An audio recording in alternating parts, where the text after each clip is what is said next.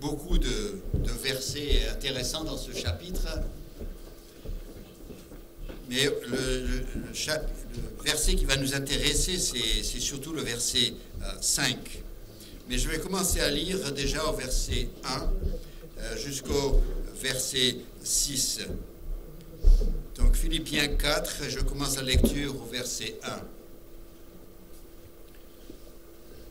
C'est pourquoi, mes bien-aimés et très chers frères, vous qui êtes ma joie et ma couronne, demeurez ainsi fermes dans le Seigneur, mes bien-aimés.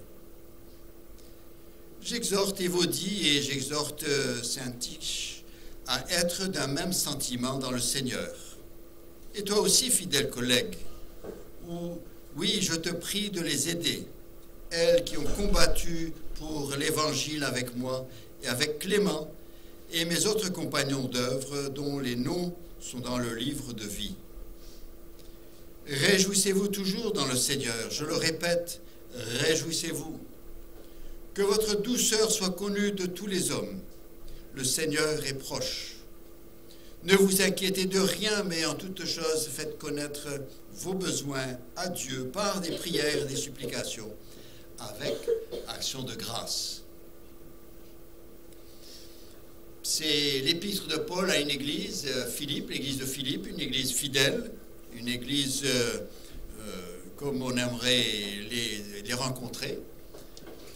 Et l'apôtre Paul arrive vers la fin de son épître, et dans ce chapitre 4, eh bien, il va donner des exhortations. Hein, il leur dit, écoutez, moi je vous aime terriblement, et aussi vous êtes ma joie et ma couronne, vous êtes le signe de mon ministère, vous êtes ma recommandation. Bon, il est obligé de mettre le verset 2 quand même, parce qu'il y a deux sœurs qui ont beaucoup servi le Seigneur, mais qui, là, ils passent par un moment un peu difficile et ne s'entendent pas. Et donc, il y a une exhortation, il dit, eh bien, écoute, dis à ces sœurs-là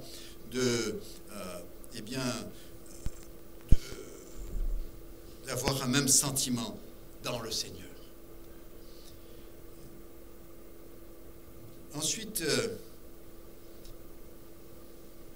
nous avons aussi cette exhortation au verset 4, alors que c'est une église qui est dans la souffrance, il leur dit « Réjouissez-vous toujours dans le Seigneur ».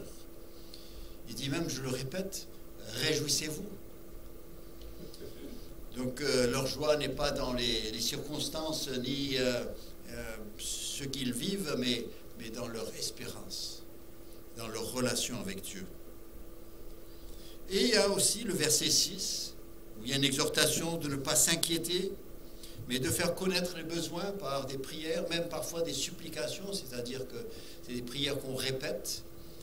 La réponse ne vient pas de suite, mais toujours, chaque fois qu'on s'adresse au Seigneur, eh bien, c'est avec action de grâce, avec remerciement, sans oublier de lui dire merci, même avant d'obtenir. Mais entre les deux, le verset 5, et là, dans un premier sens, on a l'impression qu'on dit, mais qu'est-ce que ça fait là? En fait, il ne voit pas le rapport avec ce qui précède, ni avec ce qui suit. Mais ce sont des exhortations qu'il donne à une église, et à une église qui se porte bien.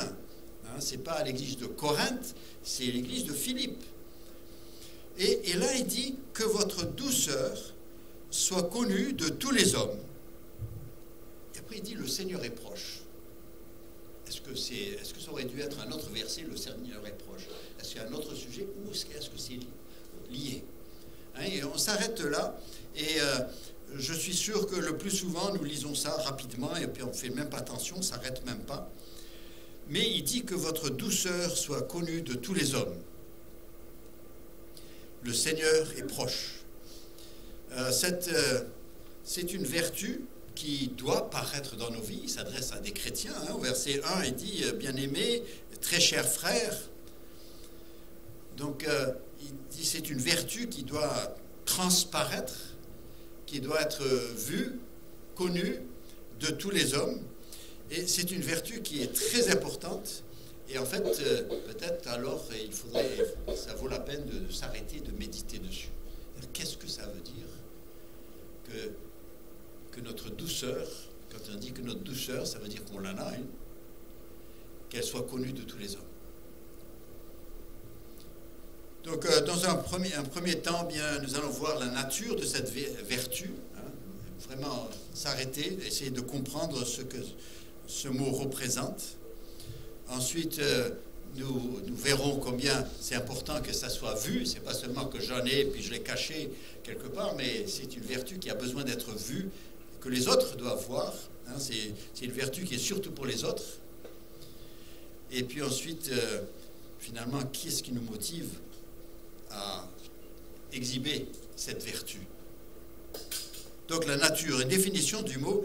Et là, vous avez le mot douceur. Et si je vous demandais, vous dites oui, non, c'est pas un mot barbare, hein, c'est un mot, la douceur, oui, on sait ce que c'est, on y pense, oui, vous pouvez imaginer des expressions, des phrases où vous metteriez le mot douceur, et même penser,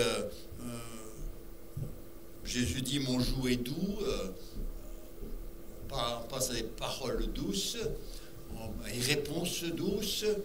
On peut penser à beaucoup de choses, mais ce que vous ne pouvez pas savoir, à moins d'avoir étudié le grec, et alors vous n'en savez pas beaucoup plus, c'est que c'est un mot pratiquement impossible à traduire.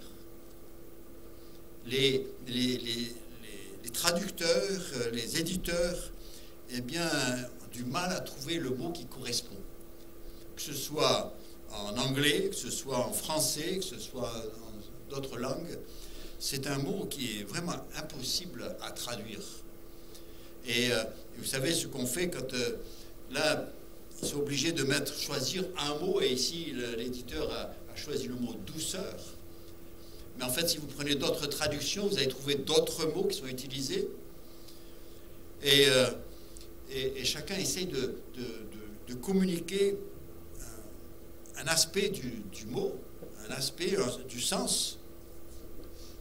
Parfois, ce mot est trouvé 5 fois dans le Nouveau Testament, donc 4 autres fois. Dans 1 Timothée chapitre 3, verset 3, on y reviendra plus tard, mais ce sont dans les qualités requises à l'évêque ou l'ancien de l'Église. C'est la douceur. Et ce sera traduit indulgent.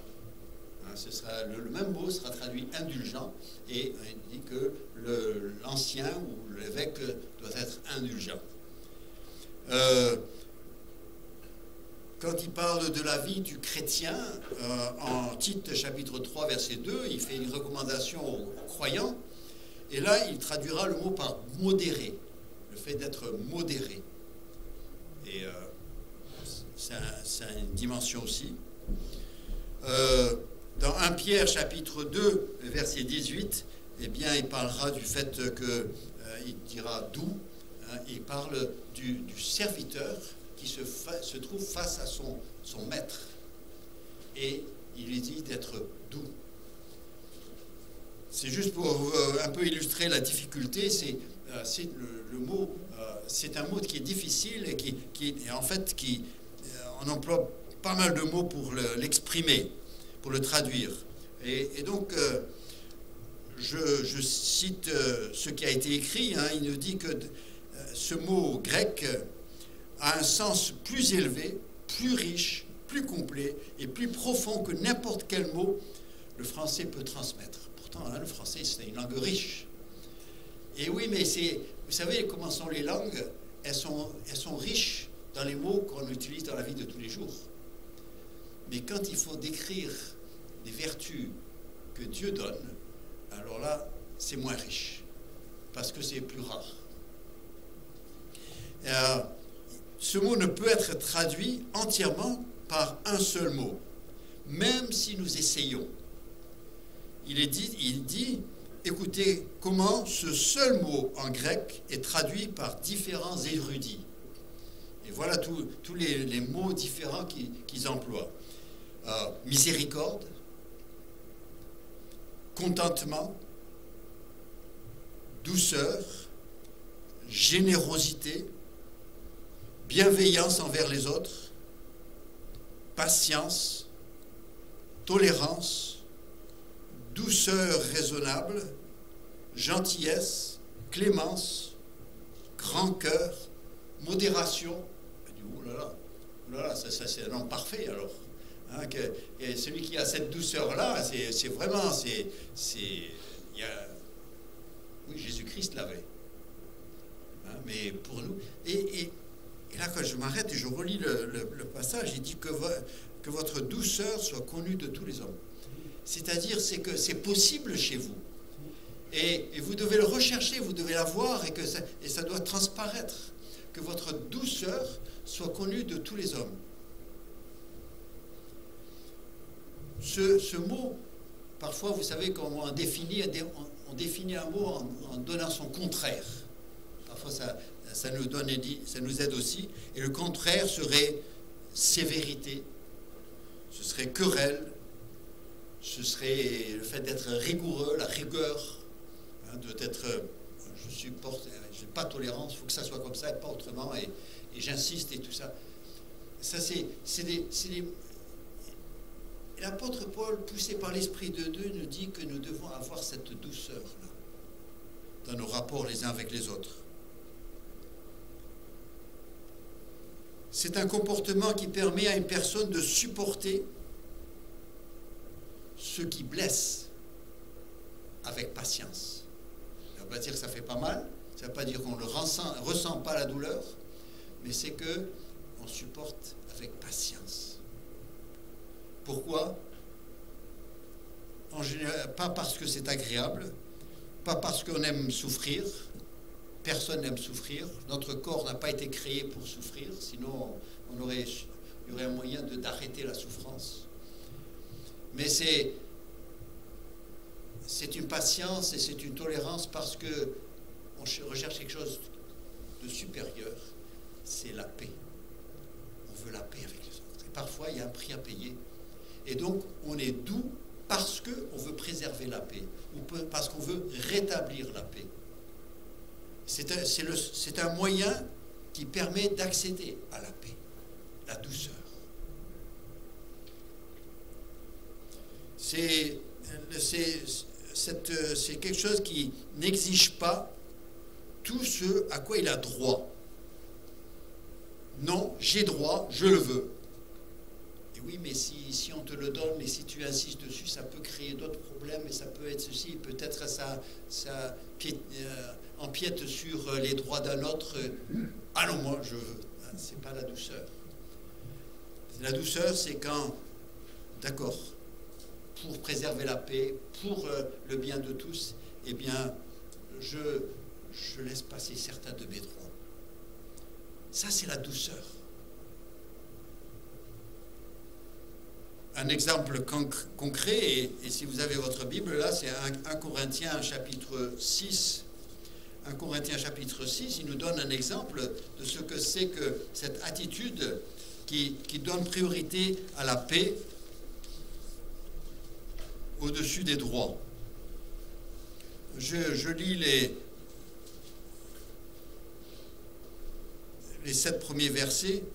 1 Corinthiens chapitre 6, versets 1 à 7. Et vous savez, dans notre société, on n'est pas éduqué de cette manière-là, mais justement, nous, on ne vit pas selon les règles de la société, on vit selon les règles du ciel. Et 1 Corinthiens chapitre 6, je vais seulement lire.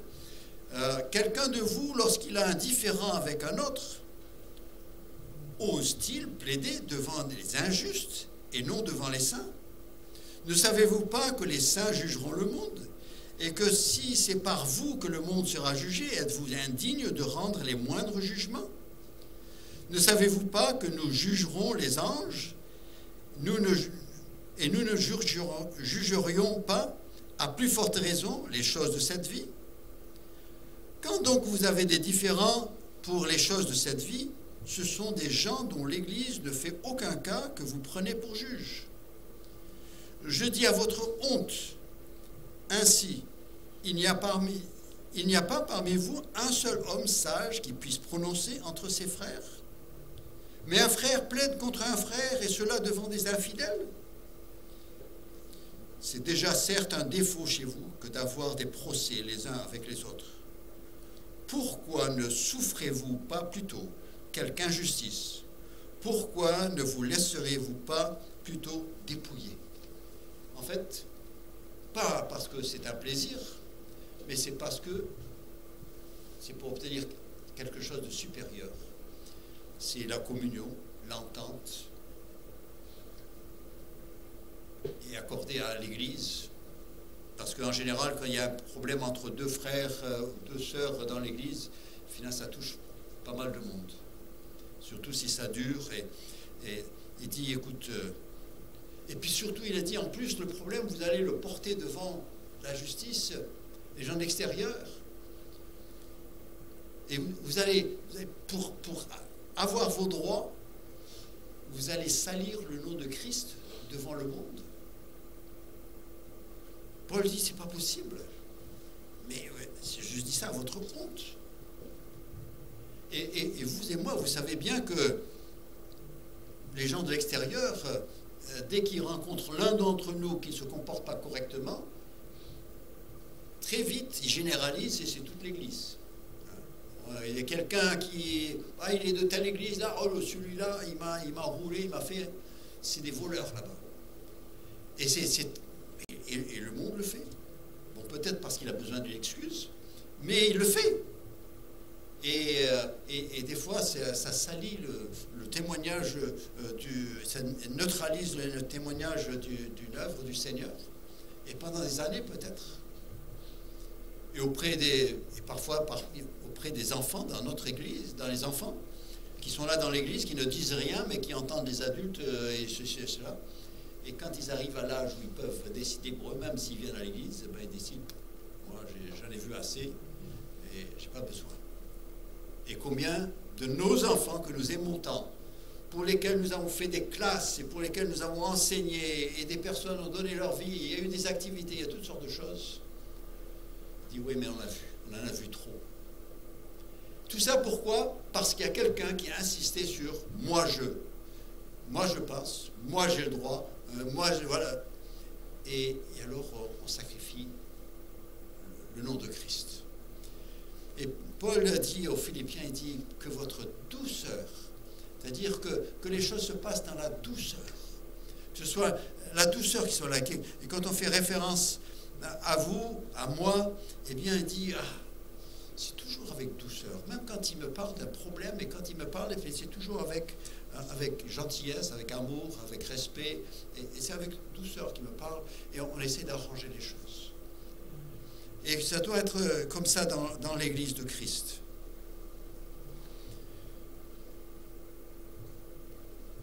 C'est un peu pour nous aider à comprendre la place de la douceur dans la vie du chrétien et dans la vie de l'Église.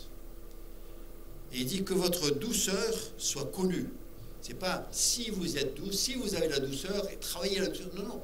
Vous l'avez, maintenant qu'elle paraisse. Pour lui, il n'y a pas de possibilité de ne pas avoir de douceur. C'est pas normal.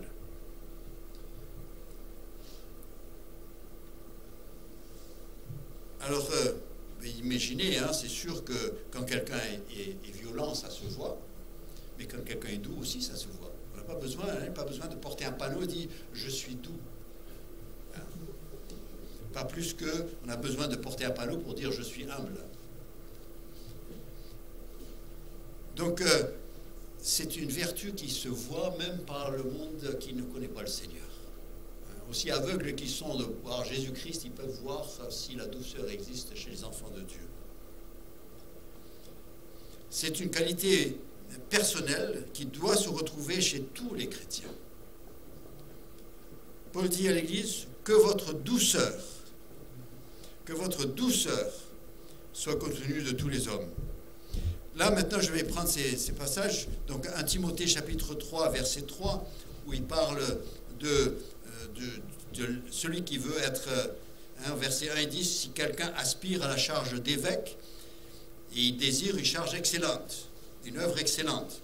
Et au verset 3, il dit, qu'il ne soit ni adonné au vin, ni violent, mais indulgent. Et c'est là le mot, c'est le même mot, mais indulgent, pacifique, désintéressé. Vous voyez, ces trois mots-là, ils vont bien ensemble. Quand on pense à ce mot de douceur. Indulgent, pacifique, bien sûr. Si on est doux, c'est parce qu'on recherche la paix. Et puis désintéressé, ben, si je dois sacrifier des droits, je suis prêt à le faire, mais c'est pour l'intérêt de tous. Ça, c'est pour déjà le responsable d'église, celui qui fait l'enseignement dans l'église.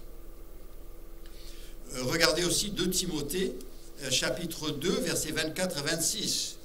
2 Timothée, chapitre 2, versets 24 à 26. Il parle du serviteur du Seigneur. Donc 2 Timothée 2, verset 24. Or, il ne faut pas qu'un serviteur du Seigneur ait des querelles. Il doit au contraire avoir de la condescendance pour tous, être propre à enseigner, doué de patience. Il doit redresser avec douceur les adversaires, dans l'espérance que Dieu leur donnera la repentance pour arriver à la connaissance de la vérité. Et que, revenus à leur bon sens, ils se dégageront des pièges du diable qui s'est emparé d'eux pour les soumettre à sa volonté. Comment on règle le problème? Ils sont pris dans le piège, le diable influence, et je vois l'œuvre du diable, et ils sont en train, et puis le diable veut se servir d'eux pour mettre la zizanie, mettre les choses dans l'église. Et qu'est-ce qu'il dit? Eh bien, parle-lui avec douceur. Vous savez, quand on réfléchit à la chose, dans notre société, la douceur est considérée comme une faiblesse. Hein? Il est doux parce qu'il est pas fort, parce qu'il peut pas faire autrement, parce qu'il y a plus fort que lui, parce qu'il est plus pauvre que les autres, parce qu'il n'a pas moins d'influence que les autres, parce qu'il pèse pas lourd, et donc il est doux parce que faute de pouvoir faire autre chose. Ça, il ne parle pas de cette douceur-là. Il parle d'une douceur volontaire, celle qu'on recherche, celle qu'on pratique. Être violent, tout ça, coléreux, tout ça, ça vient tout seul, ça. Mais la douceur, c'est autre chose. Et il dit, si on veut de la paix, si on veut de l'ordre dans l'Église, eh bien, c'est en agissant les uns vers les autres avec douceur. Peut-être pour le monde, et ça je comprends, le monde, eh bien, ils n'ont pas Dieu, ils n'ont pas l'Esprit de Dieu, ils n'ont pas les qualités du fruit de l'Esprit, ils n'ont pas ça, ils n'ont pas accès à ça. Donc ils emploient les moyens qu'ils ont. Taper du poing, crier, quand on ne sait pas quoi faire, eh bien, on se fait du mal pour essayer d'obtenir ce qu'on veut. Hein. Vous avez déjà vu les enfants qui font une scène dans l'allée du carrefour, hein, parce que c'est les moyens qu'ils ont. Hein. C'est piquer une colère devant tout le monde et embarrasser les parents. C'est le moyen qu'il a, hein, c'est les moyens du faible. Mais, vous savez, l'enfant de Dieu, parce que le juste vivra par la foi, c'est un acte de foi que d'être doux dans une situation, d'avoir une réponse douce plutôt que de répondre selon ce qu'on a reçu, d'avoir une réaction de douceur plutôt que de rendre l'appareil. Mais c'est un acte de foi. Quand le Seigneur dit, écoute, si on te tape sur une joue, entends l'autre, c'est un acte de foi. Parce que, est-ce que le Seigneur va me préserver de la deuxième gifle? Est-ce que le Seigneur peut intervenir dans cette situation si je réponds avec douceur et puis je compte sur lui de faire un travail, plutôt que de me servir de ma voix et de mon verbe et de mon poste ou de mon grade, hein, de ma casquette. Ça, non, je parle avec douceur. Et je dis, Seigneur, en parlant avec douceur, je suis en train de dire, Seigneur, moi je te confie la situation. Et je vois ce que tu peux faire. Je dis, ah là, il en faut de la foi pour ça. Surtout dans certaines situations. Et oui, c'est un acte de foi. C'est un acte. La douceur impose la foi en Dieu. Et quand la colère et les moyens, et puis surtout quand ça devient physique, là, je suis en train d'employer les moyens humains. Mais quand j'emploie la douceur, je fais appel aux moyens divins.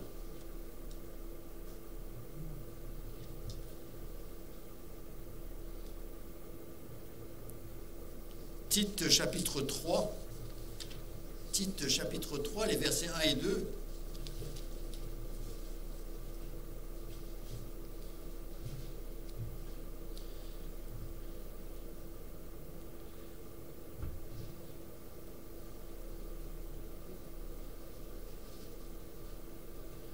Alors, il dit, rappelle-leur d'être soumis aux magistrats et aux autorités, d'obéir, d'être prêts à toute bonne œuvre, de ne médire de personne, d'être pacifique, modéré, c'est là le mot, modéré, plein de douceur envers tous les hommes. Car nous aussi, nous étions autrefois insensés, désobéissants, égarés, asservis à toute espèce de convoitise et de volupté, vivant dans la méchanceté et dans l'envie, dignes d'être haïs et nous haïssant les uns les autres. Donc, pour ne pas avoir le verset 3, qu'est-ce qu'il faut ? Eh bien, il faut le verset 2. De ne médire de personne, d'être pacifique, modéré, cette douceur, cette tolérance, cette disposition prête à sacrifier mes droits. Plein de douceur, et je pense que là, c'est les paroles, envers tous les hommes, c'est les actes. Et il parle, eh bien, c'est l'Église, il parle à l'Église, c'est pour tout le monde. Donc c'est pas seulement pour le pasteur, lui c'est sûr, mais pour toute l'Église, parce qu'en fait le pasteur n'est que membre de l'Église. Et Jacques chapitre 3 verset 17, Jacques chapitre 3 verset 17,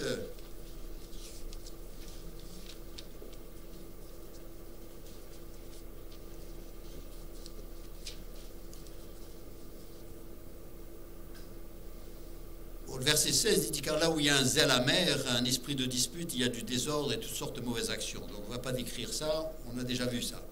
Verset 17, la sagesse d'en haut est premièrement pure, ensuite pacifique, modérée, conciliante, pleine de miséricorde et de bons fruits, exempte de duplicité et d'hypocrisie. Alors là, c'est le mot modéré qui représente... mais vous savez, c'est toute une même pensée. Il dit la sagesse d'en haut. Les moyens, les méthodes du monde, c'est autre chose. On connaît ça, il n'y a pas de problème. Regardez le verset 3, ça vous donnera des idées. Mais, le verset qu'on a lu tout à l'heure, oui. Mais il dit la sagesse d'en haut, elle est premièrement pure, ensuite pacifique, modérée, et c'est cette douceur dont il parle, conciliante, pleine de miséricorde et de bons fruits, exempte de duplicité et d'hypocrisie. C'est un tout, c'est un fruit. Et il dit, voilà, il dit ça, c'est caractéristique de celui qui, justement, a la sagesse d'en haut, celle qui vient de Dieu, qui connaît Dieu. Celui qui ne connaît pas Dieu, il n'a pas accès à cela. Mais celui qui est enfant de Dieu, eh bien, ça y est, les règles du monde ne sont plus ses règles à lui. Il vit selon les règles du ciel. Si on prétend être citoyen du ciel, eh bien, on vit selon les lois du ciel. Et peu importe le monde qui nous entoure. Eux, ils se comportent selon leur nationalité, et nous, on se comporte selon notre citoyenneté.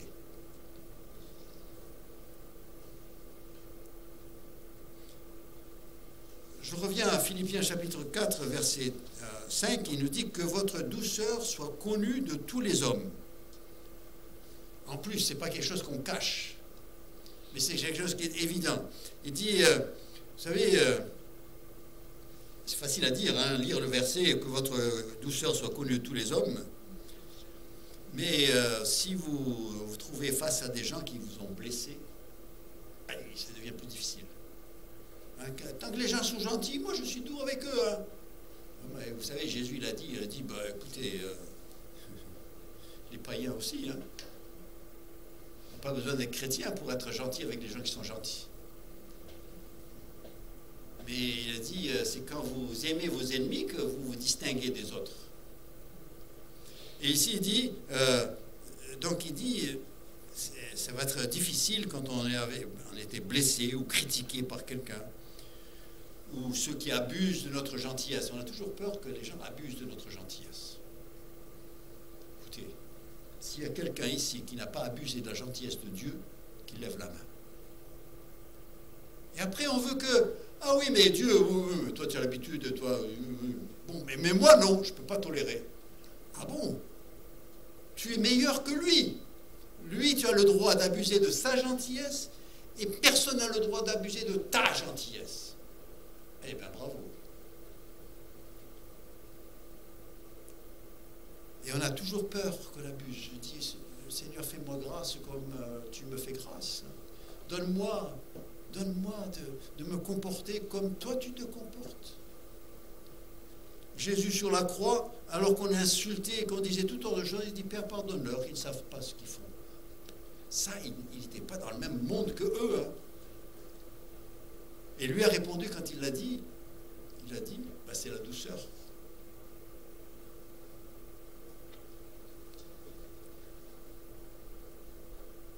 C'est difficile d'exprimer la douceur pour des ingrats. On fait quelque chose de gentil, puis ils ne remarquent même pas. Ils ne disent jamais merci. C'est comme si c'est leur droit. Et c'est vrai. Et c'est vrai. Et, écoutez, je suis bien placé pour le savoir, hein, mais ça existe. Je dis, mais moi, ma douceur, je l'exprime, c'est pas parce que lui, il en est digne, mais c'est parce que le Seigneur a été bon avec moi. Et donc, je suis enfant de Dieu, donc j'agis avec douceur. Ça n'a rien à faire avec les autres, leur comportement. C'est pas eux qui décident. C'est pas eux qui influencent. C'est pas eux qui décident des qualités que je dois communiquer. Moi, je suis ce que je suis. Vous vous mettez devant une jolie rose, un rosier avec une très belle rose. Vous l'insultez, vous lui dites toutes sortes de choses, elle reste là et elle dégage ce parfum. Pourquoi? Parce que c'est une rose. C'est tout. Et un enfant de Dieu, eh ben c'est pareil. C'est Steve, tu pousses là, hein, tu demandes beaucoup. Je comprends, je parle à moi-même aussi. Hein. C'est pas moi l'exemple. Mais c'est le Seigneur l'exemple. Et c'est la parole de Dieu et je dois enseigner la parole de Dieu. Le Seigneur a laissé un exemple dans 1 Pierre chapitre 2. 1 Pierre chapitre 2 et au verset 21.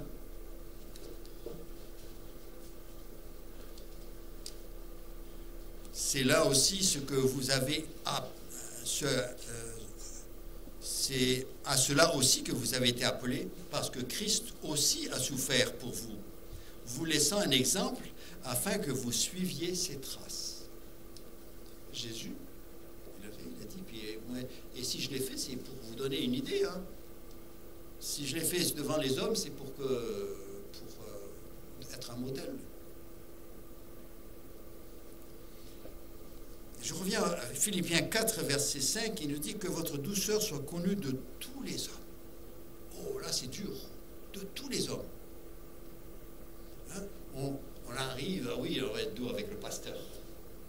Et on va être doux avec quand on a besoin de quelque chose. Hein? Les gens de qui on demande quelque chose. Il dit doux avec tous les hommes. Mais il n'a pas dit Dieu.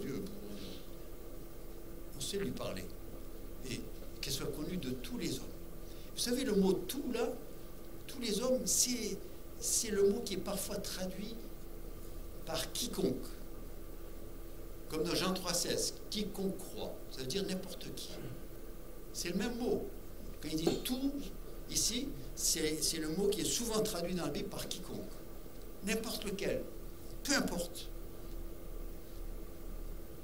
Il dit qu'elle soit connue de tous les hommes. Ça veut dire, peu importe la personne, peu importe la relation que j'ai, peu importe le rapport que j'ai, peu importe, il a besoin de voir la douceur dans ma vie. Ouh là là, Steve, tu es encore plus difficile. Nous devons exercer cette qualité auprès de ceux et celles qui nous sont proches de nous, déjà.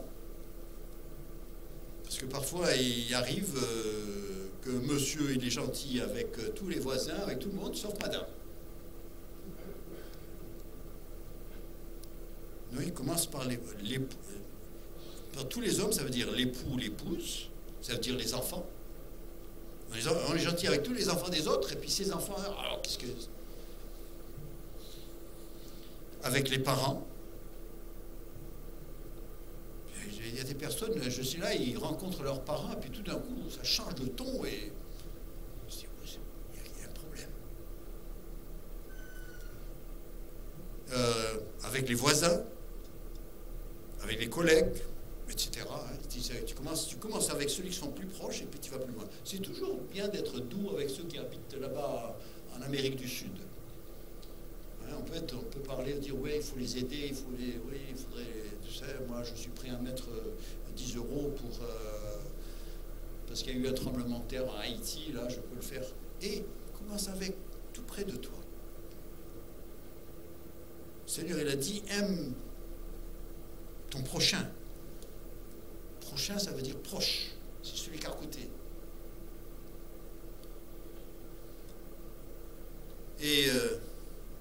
Et puis, dans tous les hommes, ça voudrait inclure aussi tous ceux que je rencontre sans les connaître, même si je ne les connais pas.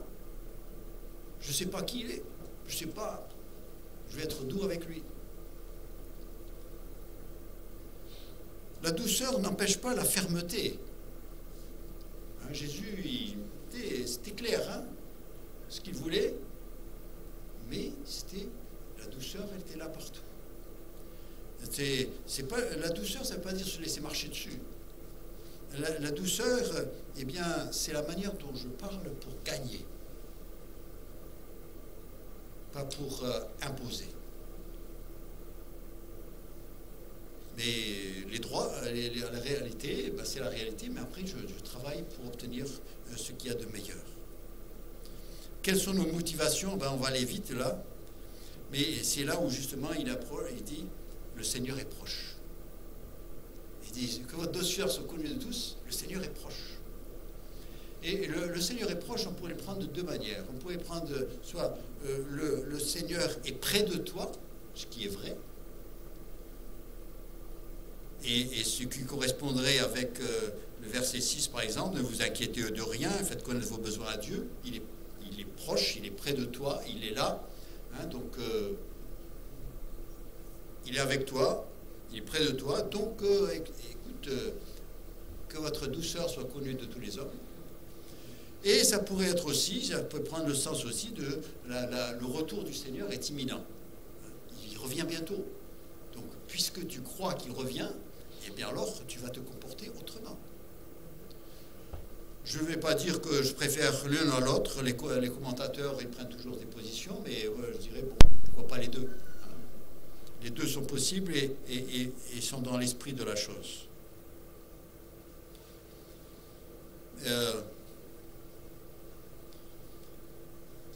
La douceur, qu'elle soit connue de tous. Et pour celui qui n'exhibe pas cette douceur, qui ne la manifeste pas, elle n'est pas là. Hein. Si on ne la voit pas, c'est qu'elle n'est pas là. Il dit, comment est-ce que je peux exiger que les autres soient doux avec moi si moi je ne suis pas doux avec eux? Si moi je ne parle pas avec respect, comment est-ce que je peux exiger qu'ils me parlent avec respect? Hein? La personne, elle rencontre un agent de police qui a la voix un peu sévère, et elle dit, monsieur, respect. après, il rentre à la maison et puis, wow, il y va. Ah, non, là, tu as deux règles. Avec monsieur l'agent, tu veux être respecté, tu rentres chez madame et tu veux... les enfants, là, respectez-moi. Et vous savez, pour le Seigneur, il a dit, où c'est partout pareil. Hein? Il n'y a pas de distinction, il n'y a pas de domaine où on favorise certaines... hein, c'est pas, on est tous des saints à l'église, et puis après la semaine, c'est autre chose. À la maison, c'est autre chose. Quand il n'y a plus les gens qui nous voient, c'est autre chose. Non, on doit être les mêmes, toujours. Il nous parle aussi de... C'est le même principe. Il dit, tu veux que les autres te parlent avec douceur. Parle avec douceur. C'est pareil que si tu ne pardonnes pas, Dieu dit, si tu ne pardonnes pas aux autres, tu ne seras pas pardonné. La règle chez Dieu, c'est que tu te comportes avec les autres comme tu voudrais qu'on se comporte avec toi.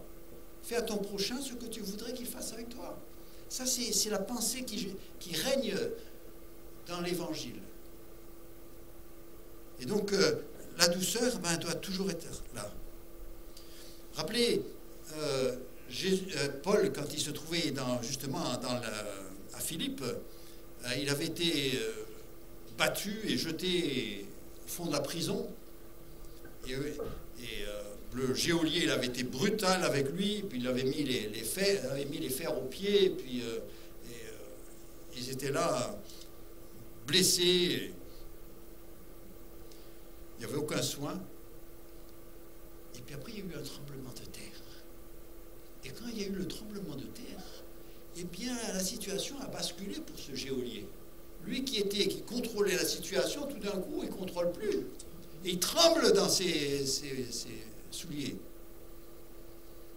Et il est prêt à prendre sa vie parce qu'il est sûr que les prisonniers ont tous fui. Vous savez, l'apôtre Paul, s'il avait été comme il était avant de rencontrer Jésus-Christ, il aurait dit aux autres prisonniers qui étaient avec lui, laisse-le faire, c'est bien fait pour lui, qu'il prenne sa vie. Mais l'apôtre Paul, il a dit, quand il l'a vu, qu'il s'est préparé pour prendre sa vie, il dit, oh, arrête, on est tous là, crains rien. Et le geôlier, pas possible, il va chercher la lumière, il rentre, et ils sont tous là. Et cette manière dont Paul a parlé, peut-être qu'il avait déjà expliqué les messages, parce que le geôlier, la première chose qui lui vient à l'esprit, c'est que dois-je faire pour être sauvé? C'est que le sujet, il avait entendu parler du sujet. Mais avant, il était fort, il dominait la situation, donc il n'avait pas besoin. Mais là, tout d'un coup, il dit, que dois-je faire? Et vous savez ce qu'il fait après? Il fait rentrer Paul, et puis il commence à lui laver les plaies, il commence à le soigner, mettre toutes sortes de choses, ça change. C'est quoi? La douceur de Jésus-Christ qui a transparu dans la vie de Paul et qui a touché cet homme et qui l'a sauvé. Et il y a une église qui s'est créée dans son foyer ce soir-là. Ils ont eu des baptêmes et tout d'un coup, toute la maison était dans la foi. Mais parce que la douceur, c'était plus fort que la violence, plus puissant, parce que c'était en Jésus-Christ. Je termine avec ce verset de l'apôtre Paul. Il dit, j'ai été crucifié avec Christ, et si je vis, ce n'est plus moi qui vis, c'est Christ qui vit en moi. Et si je vis maintenant dans la chair, je vis dans la foi au Fils de Dieu, qui m'a aimé et s'est livré lui-même pour moi. Prions. Père Céleste, combien nous sommes reconnaissants à toi pour ces paroles. C'est sûr que ce n'est pas des pensées humaines, ce n'est pas de la philosophie humaine. Et sur ce thème-là, bien, il n'y en a pas un qui peut jeter la pierre contre un autre. Nous avons tous fait appel à nos moyens, notre personnalité, notre position, notre force physique, nos idées, ou bien nous avons fait des scènes pour embarrasser les autres. Mais Seigneur, toi, tu fais les choses autrement. Et tu nous demandes, dans nos rapports avec ceux qui nous entourent, d'agir avec douceur, tolérance, modération, compréhension. N'insistons pas sur les droits que nous avons. C'est peut-être contraire aux règles de la vie dans notre société, mais c'est conforme à ton comportement et conforme à la sagesse d'en haut. Et Seigneur, si nous pouvons faire cela, pardonne-nous déjà pour les fois où nous avons exhibé autre chose que la douceur. Et Seigneur, aide-nous par ton esprit, par ta parole, et que notre douceur puisse être connue de tous ceux qui nous entourent. Et cela à la gloire de notre Dieu. Je te prie au nom de Jésus-Christ. Amen.